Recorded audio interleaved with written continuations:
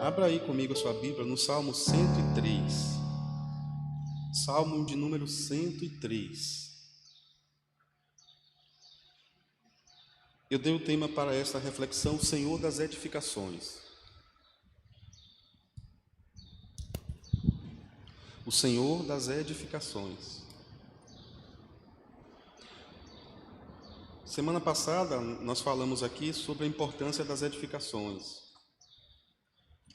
Especialmente quando o salmista disse que nós não devemos retirar os fundamentos. As edificações são sustentáculos para a vida. Tudo que nós fazemos precisamos de base, de sustentação. Tudo que é construído precisa ter uma forte base. E eu vou ler o Salmo 103. Ele é um salmo considerado pequeno. Eu vou fazer questão de lê-lo todo, mas a minha palavra vai ser construída em cima do versículo 14.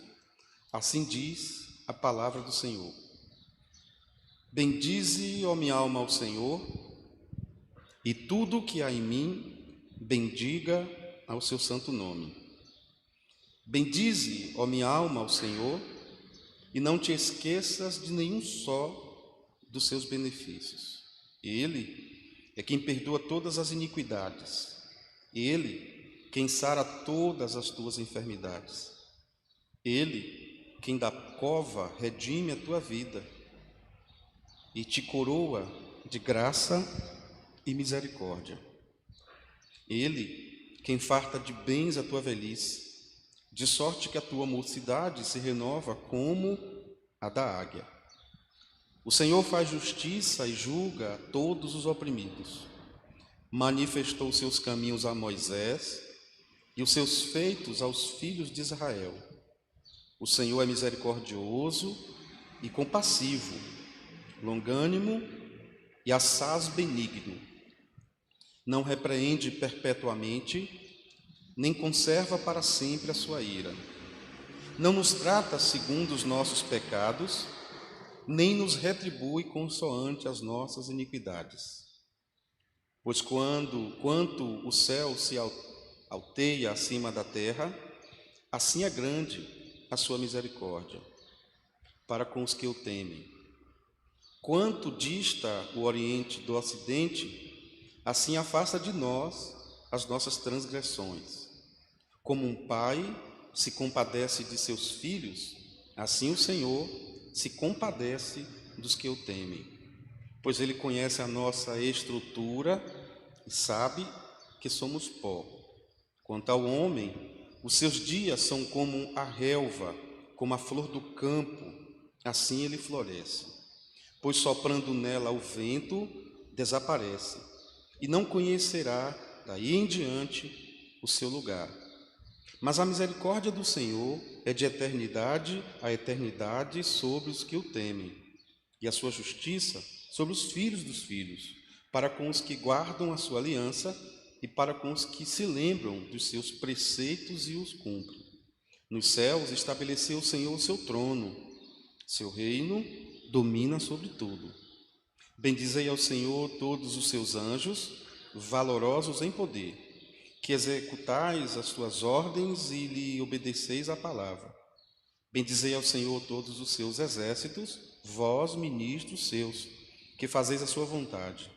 Bendizei ao Senhor, vós, todas as suas obras, todos os lugares do seu domínio. Bendize, ó minha alma, ao Senhor. Deus, obrigado por essa palavra, Senhor.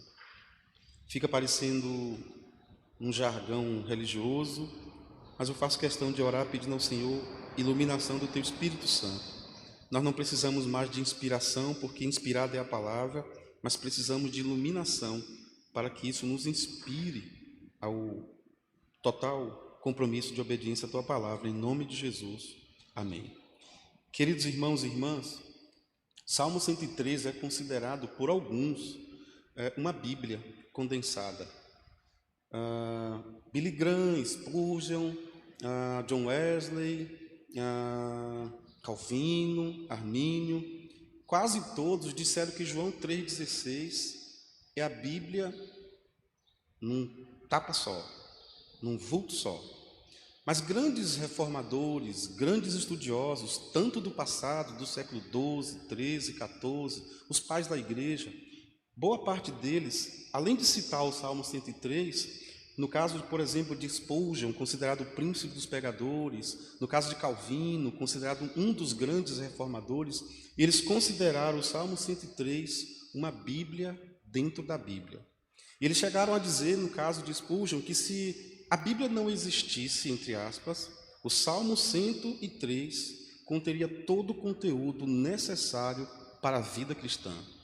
E só vai entender isso se fecharmos a porta do nosso quarto e olharmos esse salmo como um salmo que começa justamente na consciência, quando nós tomamos consciência do que é a vida. Quando o ser humano toma consciência como a vida é, como começa em mim, como termina em mim, se eu não tiver cuidado, eu vivo para mim. Mas é engraçado que o salmista, tudo indica que esse salmista realmente foi Davi, e esse salmista, ele constrói esse salmo em pelo menos vários olhares, pelo menos 4 olhares. Do primeiro versículo ao versículo 5 é como se ele estivesse olhando para ele. Ele olha para dentro dele e contempla Deus. Então ele fala dele para Deus. É mais ou menos isso. Bendize a minha alma. É sempre na primeira pessoa. Do verso 6 em diante, ele começa a falar no nós. Ele já começa a usar o plural. E aí ele está falando da nação. Ele fala que Deus é um Deus que, o mesmo Deus que fez por ele, fez pela nação de Israel. Depois ele começa a falar não mais dele. Ele não reconhece Deus apenas por ele, não apenas pela nação de Israel. Ele agora amplia, o Deus que sai do gueto de Israel e graça às nações. Esse Deus que era o Deus dele, ele percebeu que não era só dele, que era da nação de Israel, e depois ele chega à conclusão que não é só da nação de Israel, é o Deus das nações. Por fim, ele começa a perceber que ele não é apenas o Deus dele, ele não é apenas o Deus de Israel, nem dos povos, nações e tribos. Ele começa a perceber que ele é o Deus do céu. E ele vê anjos recebendo ordens de Deus. A segunda coisa que chama a atenção nesse texto é que provavelmente Davi aqui já é um senhor maduro. Davi trata aqui o pecado, Davi trata da angústia, Davi trata da adoração a Deus de uma forma diferente. Pense num sujeito que cantou a vida toda, talvez e saía do cântico, e ele fazia coisas que só Deus mesmo para suportar o que Davi fazia. Só Deus para suportar algumas coisas que Paulo pensava. Só Deus. Só Deus. Então Davi teve um dia que ele tinha acabado de fazer o culto, de celebrar o culto. Ele era o ministro de música e o povo foi para a guerra. Ele era o rei, ministro. E ele simplesmente tinha uma atribuição de ir para a guerra, ele resolveu ficar. E foi nesse contexto que Davi cometeu uma das piores loucuras da sua vida. Uma das piores, não foi a pior. Mas ele traiu a confiança do seu amigo, ele fez relação sexual com uma mulher que não era dele, e ele matou uma pessoa.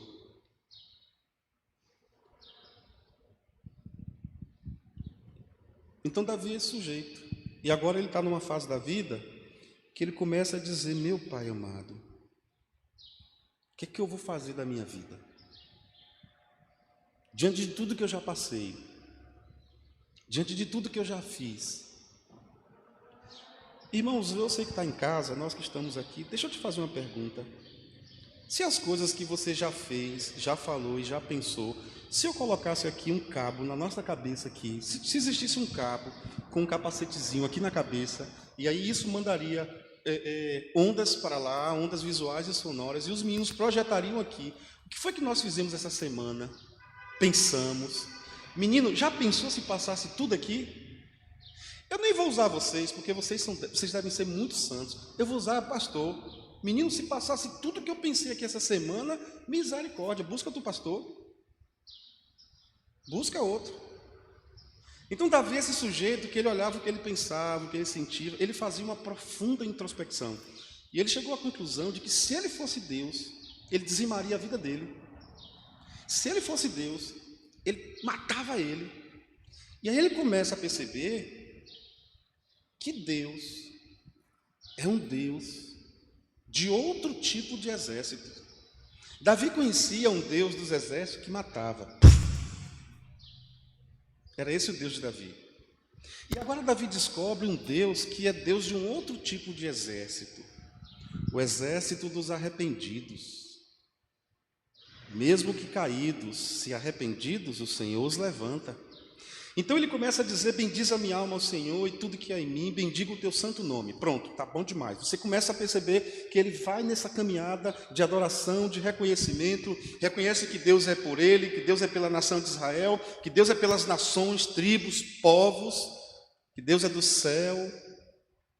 E aí quando chega no verso 13, ele diz: como um pai se compadece dos seus filhos, assim o Senhor se compadece do que os teme. Queridos irmãos, o segredo do entendimento de todo esse capítulo está nos versos 17 e 18. Se eu não entender os versos 17 e 18, o restante vai ser apenas poesia e experiência de Davi. Digamos que eu esteja falando na primeira pessoa, então eu diria assim: a minha misericórdia vem do Senhor, e ela é de eternidade a eternidade sobre os que temem, e a sua justiça sobre os filhos dos filhos, para com os que guardam a sua aliança e para com os que se lembram dos seus preceitos e os cumprem. Então Deus está falando que tudo na vida de uma pessoa depende da obediência. Se eu não tenho obediência, se o meu clamor não for um clamor fruto de uma obediência, de um quebrantamento, de arrependimento, minha alma não vai bendizer o Senhor, porque eu vou ficar um náufrago no mar da existência humana. Então ele começa a dizer para nós que o segredo da vida cristã é de fato esse arrependimento, obediência à palavra dele. A obediência muda o rumo da vida de uma pessoa. A obediência faz as coisas que estavam dando errado darem certo. A obediência muda a rota da pessoa. A obediência muda o presente da pessoa. A obediência muda o futuro da pessoa. A obediência laça a pessoa de tal forma que ela fica protegida com o fogo do Espírito Santo. Então, depois que Davi faz esse reconhecimento, ele chega a uma conclusão seguinte: a mesma maneira que um pai, e aqui ele está falando, irmãos, a visão de Davi aqui é uma visão interessante, porque a visão de Davi aqui é a visão dele mesmo. Irmãos, Davi não foi um exemplo de esposo, nem de pai. Se você quiser fazer um bom sermão sobre pai, só usa Davi se for para dizer: não faça isso. Não foi. Mas Davi começa, depois do arrependimento, do quebrantamento dele, Davi começa a tentar ser um bom pai. E Davi formula em seu coração essa experiência de ser um bom pai. E ele chega à conclusão de que um bom pai se compadece dos seus filhos. A palavra compadecer aqui nesse texto, ela é tão simples, porque é padecer com. Um bom pai, quando um filho está sofrendo, ele sofre com o filho. Uma boa mãe, quando o filho está sofrendo, ela sofre com o filho. Então, assim como esse pai, como esta mãe se compadece, sofre com seus filhos, aí Davi usa uma linguagem, isso aqui é teologia pura, porque ele diz: é da mesma forma, Deus se compadece das pessoas que temem a ele. Deus padece com as pessoas que temem a ele. Se um filho de Deus está sofrendo, etimologicamente falando, antropomologicamente falando, se um filho de Deus está sofrendo, Deus sofre com ele. Porque Deus sabe que esse sofrimento tem data de validade. E é incrível como Deus deixa o filho sofrer. E a linguagem de Davi é: ele permite o sofrimento, ele está sofrendo com aquela pessoa, mas ele não retira o sofrimento. Porque quando Deus permite o sofrimento, ele não é para reprovar, ele é para aprovar. A prova nos aprova, a tentação nos reprova.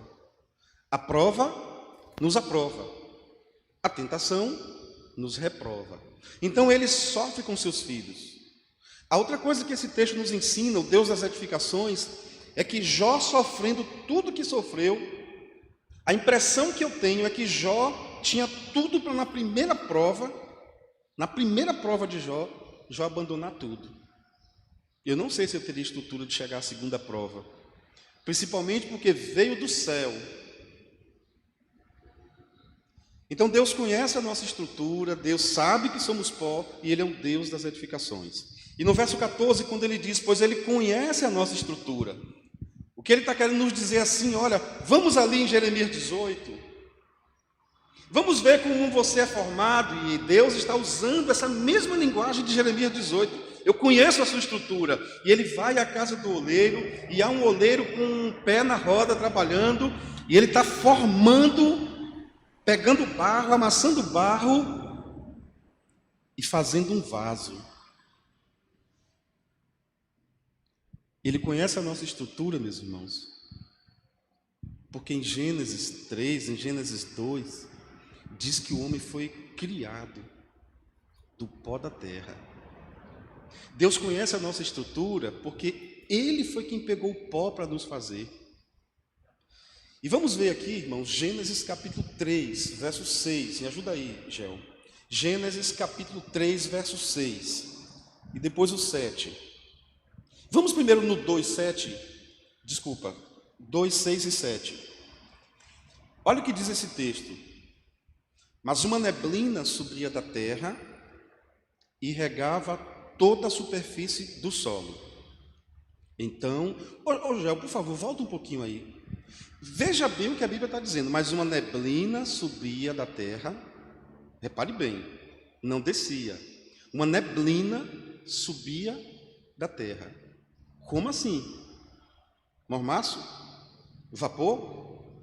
Subia da terra e regava toda a superfície do solo. Vamos lá. Então, formou, olha o salmista. Então, formou o Senhor ao homem do pó da terra. Então, por que o salmista disse que Deus lembra que ele é pó? Porque Deus não tem esquecimentos, amnésia. Então o salmista está nos convidando para voltar para Gênesis e entender que Deus nos criou do pó da terra, mas ele quer lembrar também que após a utilização do pó, Deus soprou no pó. Engraçado, irmãos, eu não sei vocês, mas toda vez que eu vejo a minha mesa um pouquinho de pó, eu faço isso, ó. Eu sopro o pó. Estranho isso, né? Nós aprendemos com quem isso? Será que é a inconsciência da vida cristã? Soprou o pó, e Deus soprou o pó, mas quando Deus soprou o pó, Deus não evaporou o pó, Deus condensou o pó, Deus segurou o pó, Deus materializou o pó. Então ele soprou na narina do homem, e ali o homem tornou-se a posse do fôlego de vida, e o homem passou a ser alma vivente. Então Davi diz, oh, eu sou pó, o Senhor lembra que eu sou pó, e aí Deus vai mostrando para ele, você é pó, mas você tem alma vivente. Davi vai reticentemente dizendo, eu sou pó, e o Senhor fez, mas você tem a alma vivente.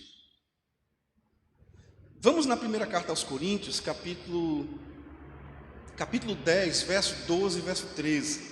1 aos Coríntios 10, 12 e 13. Olha que coisa fantástica. Por que Deus lembra que nós somos pó? Por que Deus, ele conhece a nossa estrutura? Olha por que Deus conhece a nossa estrutura. E não é só para homens isso não, é para a mulher também. Por que Deus conhece a nossa estrutura? Por que Deus é o Deus das edificações? Ele conhece a nossa estrutura por isso, é porque as pessoas, elas têm uma tendência a achar que estão em pé, achar que somos fortes, achar que podemos. Eu mesmo sou assim, irmãos. Tem coisas que eu nem oro mais. Me considero honesto, então nem oro mais. Nunca peguei nada de ninguém, graças a Deus, nem quando eu era cristão, não era cristão. Então, simplesmente, quando eu vejo alguma coisa relacionada a dinheiro, propina, essas coisas, dinheiro de igreja, dinheiro de irmão, eu nem me preocupo mais. Foi aí que eu conheci esse texto, e ele disse, elemento, se tu pensa que está em pé, tome cuidado para não cair, porque eu conheço a sua estrutura. É isso que o salmista está falando, eu conheço a sua estrutura. Quem pensa que está em pé, tome cuidado para não cair. Sabe por quê, irmãos? Porque Deus conhece a nossa estrutura. Agora veja o 13. Deus conhece a nossa estrutura, tanto no mover para uma queda, quanto passar por lutas e dificuldades. Ele diz, não veio sobre vós tentação senão humana. Mas Deus é fiel, que não vos deixará, permitirá tentar acima do que podeis existir. Antes, porém, virá o escape. O que é que Deus está falando aí? Ele está falando o seguinte, até a luta que a pessoa passa, Deus dá e permite por causa da estrutura da pessoa. Tem pessoas que têm um limiar aqui, ó. Passou a primeira luta, depressão. Vai do quarto. Passou a primeira luta, desvia. Tem pessoas que estão passando pela prova e dando glória a Deus. Porque Deus sabe a nossa estrutura, Ele conhece a nossa estrutura. Quando Deus olha para você, quando Deus olha para mim, Ele sabe a sua estrutura. Eu não conheço a estrutura de ninguém aqui. Nós somos arrogantes por natureza. Nós achamos que estamos prontos. Tem mulher aí, irmãos, que diz assim, eu já estou numa idade, eu nunca vou trair meu esposo. Aí Deus diz, quem pensa que está em pé, tome cuidado para não cair. Você passou de frente para Modó e vê um homem bonito e fala, caramba, porque meu marido não é assim. Pecou. Pecou tanto quanto a novinha. Tem pastor aí, irmãos, que é uma arrogância. É uma arrogância. Só prega com o dedo, ó. Você, e tu? E tu? Oh, irmãos, aí o salmista vai me dizer bem assim, Deus conhece a nossa estrutura. O povo não conhece não, irmãos. O povo fica pela internet achando que o pastor Hermes é o cara. Vem morar em Feira de Santana, vem conviver comigo dia a dia. Na internet tudo é bonito, tudo é perfeito, mas Deus conhece a nossa estrutura. E quando Deus lembra de como Ele nos fez, porque Deus não esquece, Ele sabe que Ele pegou o pó. Sabe o que é o pó, irmãos? Nada, nada. E do nada, Ele fez alguém e soprou neste alguém. Amém, meus irmãos? Vamos lá em Mateus capítulo 26. Por que Deus conhece a nossa estrutura? Não vou ler o texto todo não, mas eu queria te mostrar um sujeito que disse, eu nunca vou te negar.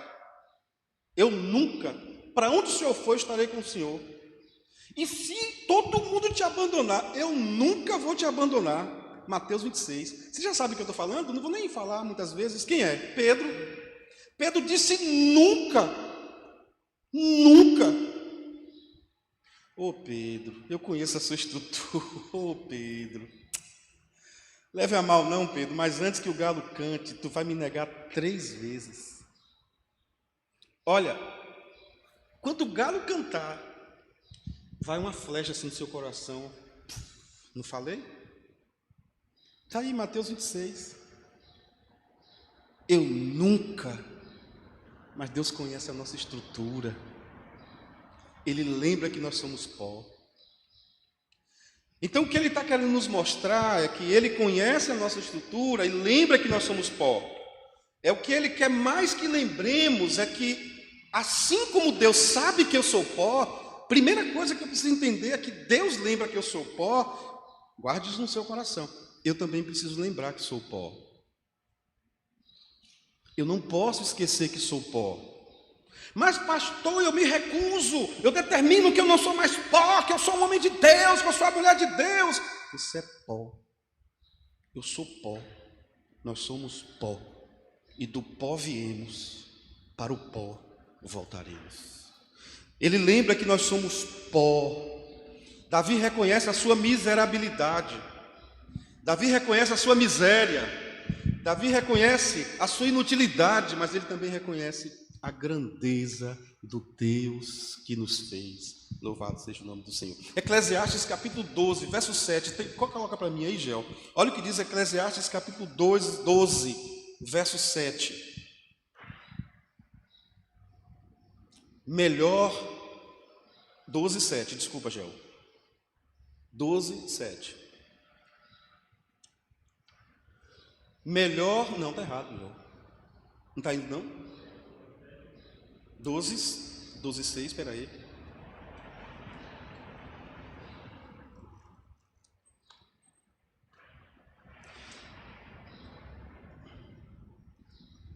está indo não, né, Gel? Ali, foi.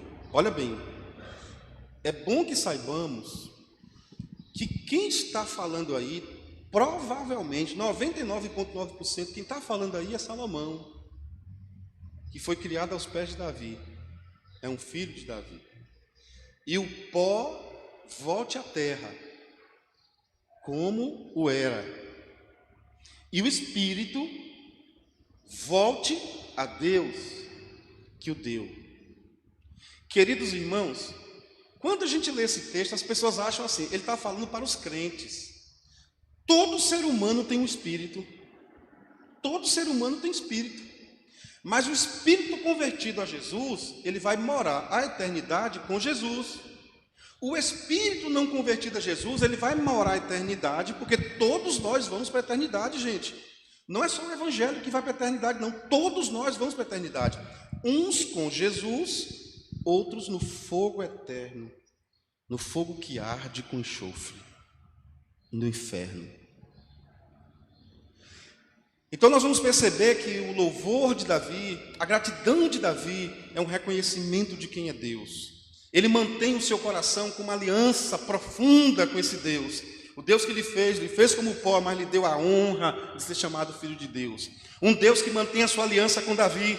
Um Deus que mantém a sua aliança com o povo. Um Deus que mantém a sua aliança com as nações. Um Deus que mantém a sua aliança com todo aquele que nele crê, que não pereça, mas tenha vida eterna. Um Deus que Davi faz movimentos de ação de graça. Davi, provavelmente nos seus últimos anos de vida, ele reconhece a grandeza de Deus e ele desreconhece a sua grandeza. Ele exalta a pessoa de Deus e ele abate a sua pessoa. Eu lembro quem eu sou. Então é importante que, assim como Deus lembra que nós somos pó, lembremos-nos que nós somos pó.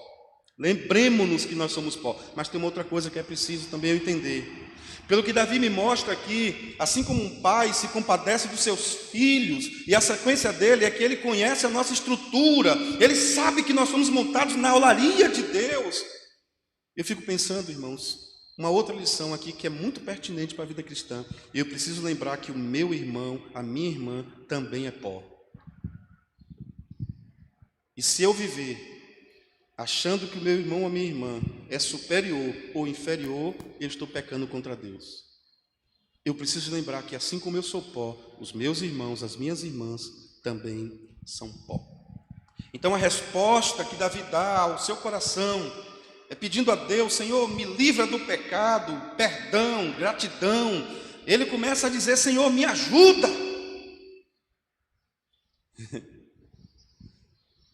Quando eu leio esse texto, irmãos, a única coisa que vem ao meu coração é que eu posso olhar a Deus como um faroeste, alguém que só está preparado para atirar. Às vezes, irmão, nós achamos que Deus é o anjo da morte de Êxodo capítulo 3 e diante, que é o anjo que está com a metralhadora. Eu prefiro acreditar que Deus é o Deus que se parece com um pai. Deus não precisa se parecer com um atirador de elite. Deus é um pai que se compadece dos seus filhos, se houver arrependimento no coração dos seus filhos. Deus não é o Deus da metralhadora, Deus é o Deus do braço aberto para nos resgatar, inclusive das nossas próprias mazelas e misérias.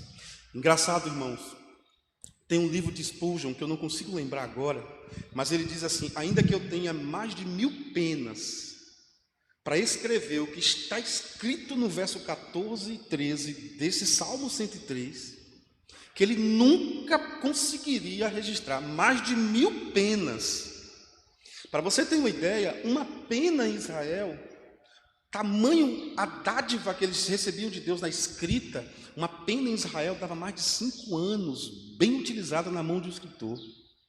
Ele diz: ainda que eu tenha mais de 1000 penas, eu nunca conseguirei discernir, escrever o que está nos versos 13 e 14. Sabe, irmãos, eu tenho percebido que o Evangelho tem tomado uma proporção muito emocional e personal. Eu vejo as pessoas falarem muito sobre determinados evangelhos. Eu vejo o pastor se tornando coach, eu vejo o pastor se tornando justiceiro. Hoje no Brasil está um negócio terrível. Eu já vi pastor dizendo que a Bíblia é insuficiente, tem que ter mais alguma coisa. Eu já vi pastor dizendo, e pastores renomados, estão aí bombando na internet, que Jesus é insuficiente. Você não pode compreender o evangelho completo só com Jesus. Está sim o evangelho. É o evangelho da metralhadora. Mas o que o salmista está me dizendo aqui é assim, ó. Pois ele conhece. A palavra aqui, irmãos, não é gnoses, não é conhecimento técnico.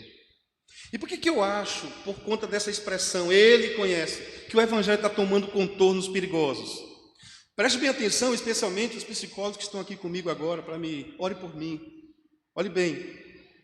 Quando você vê uma pessoa com a autoestima baixa, uma pessoa que está derrotada na vida, não se vê em lugar nenhum, não se enxerga em lugar nenhum, essa pessoa vai para lugares que a palavra é o tempo todo dizendo: você é importante, pare de sofrer, você. Quando você vai para uma pessoa que é mal amada, esquisita, autojustificadora, arrogante, prepotente, o evangelho é assim: todos estão no inferno. Todos.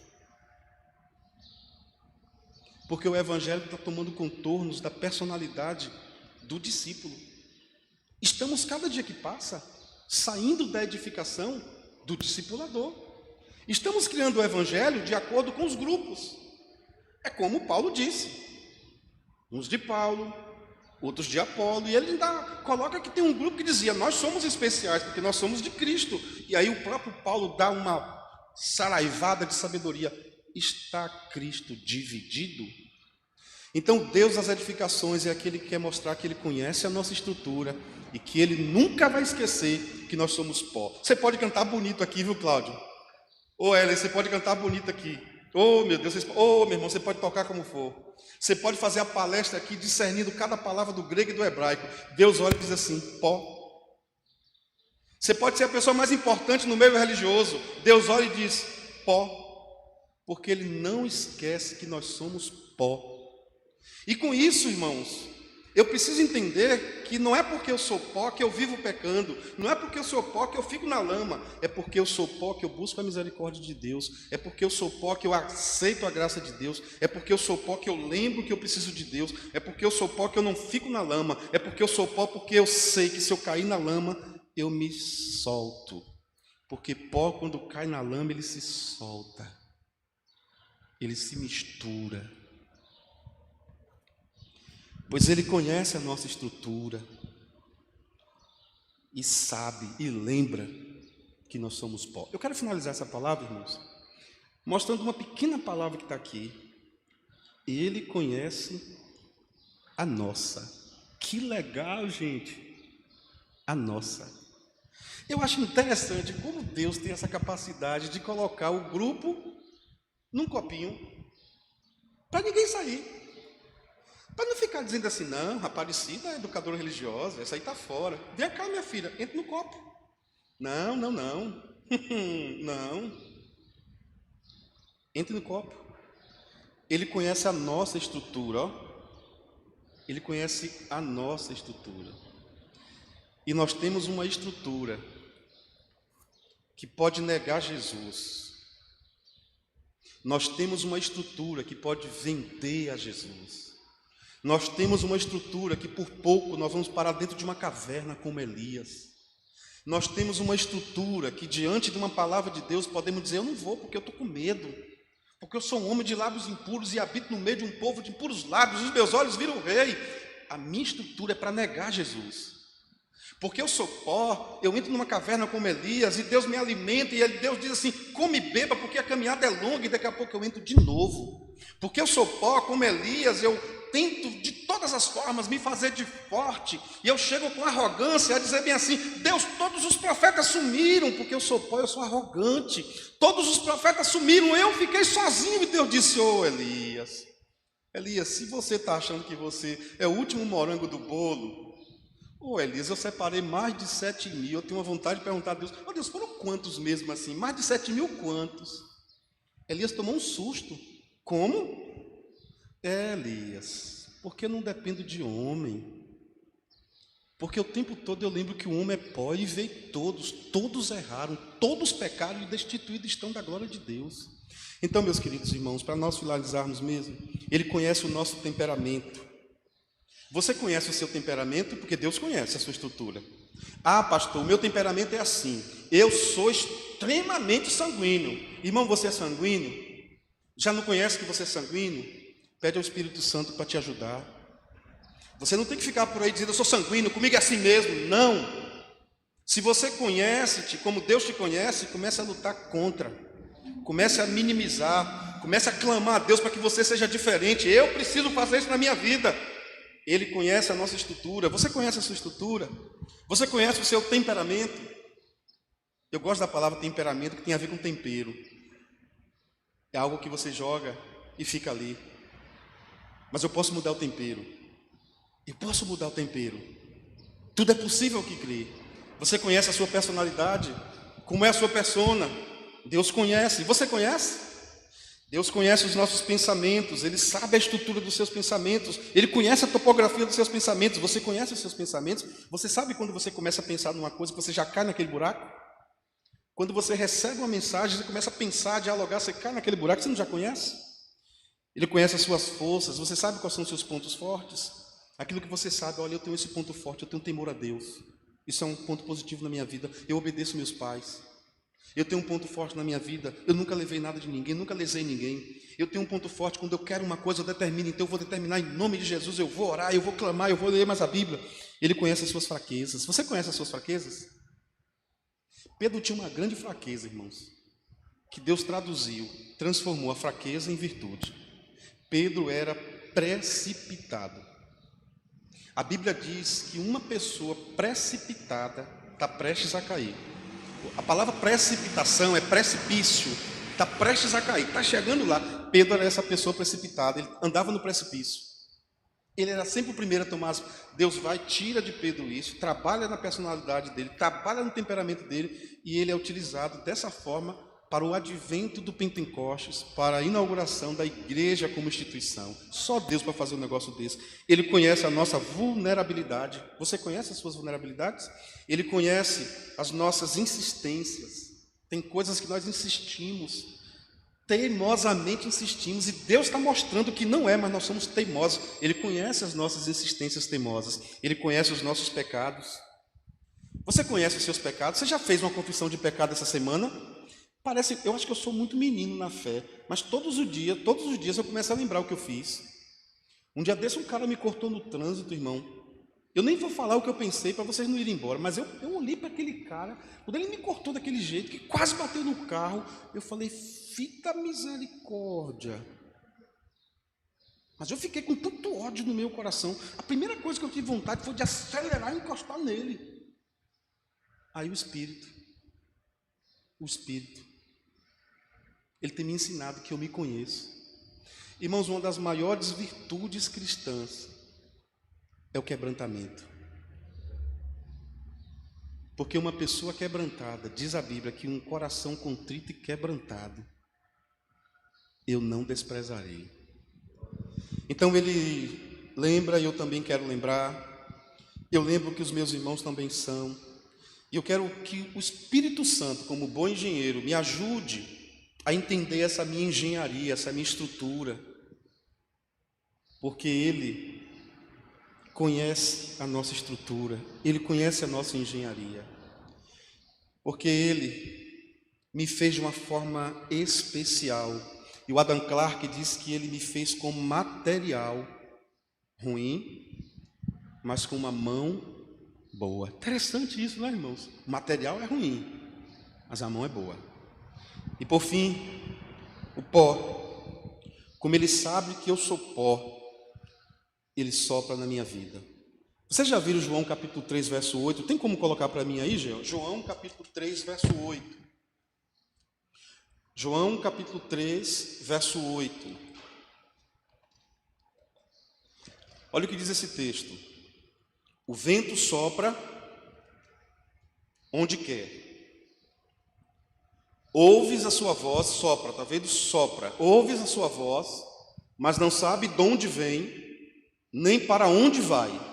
Assim é todo o que é nascido do Espírito. Enquanto os meninos e as meninas do louvor se apresentam aqui, eu estava tentando encontrar um versículo aqui que veio.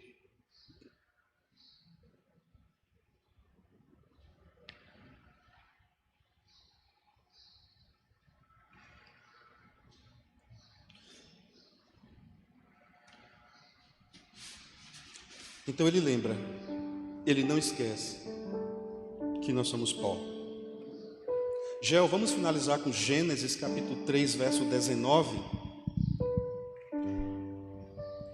Gênesis capítulo 3, verso 19. Do suor do rosto comerás teu pão, até que tornes a terra, pois dela foste formado, porque tu és pó, e ao pó tornarás. Gel, coloca Jó 42:6 para mim aí, deixa eu ver se é isso mesmo. Então eu vou voltar para o pó, eu sou pó, e o homem que esquece que é pó cai. A mulher que esquece que é pó cai. Senhor, não me deixe esquecer que eu sou pó. Eu preciso lembrar que eu sou pó.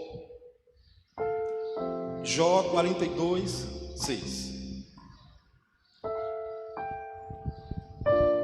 Por isso me abomino. Irmãos, deixa eu dar uma palavra aqui para os irmãos. Toda vez que eu li o livro de Jó, o ano passado eu li o livro de Jó 2 vezes. Uma das vezes eu li com a família. E quando estávamos lendo esse texto, eu me perguntei lá no nosso culto: peraí, por que Jó não falou isso no capítulo 2? Ele falou no 42. O 42, irmãos, o 42, ele diz assim: eu sei que tudo podes, nenhum dos pensamentos pode ser impedidos. É no 42:10 que ele diz assim: enquanto Jó orava pelos seus amigos, Deus trouxe bênção para ele. Mas é justamente nesse versículo, depois de passar por todas as provas, Jó teve excelentes amigos, amigos que tiveram com ele 7 dias e 7 noites, mas eram amigos que eram péssimos conselheiros. Eles eram bons amigos, péssimos conselheiros. Aí Jó faz essa oração, isso é uma oração. Por isso me abomino, me arrependo no pó e na cinza. Se tem alguém que pode falar de pó e cinza é Jó, porque viu seus filhos morrendo, viu seus bens embaixo de cinzas. Eu me abomino no pó e na cinza, porque Deus lembra, Ele conhece a nossa estrutura e lembra que somos pó. Cantemos.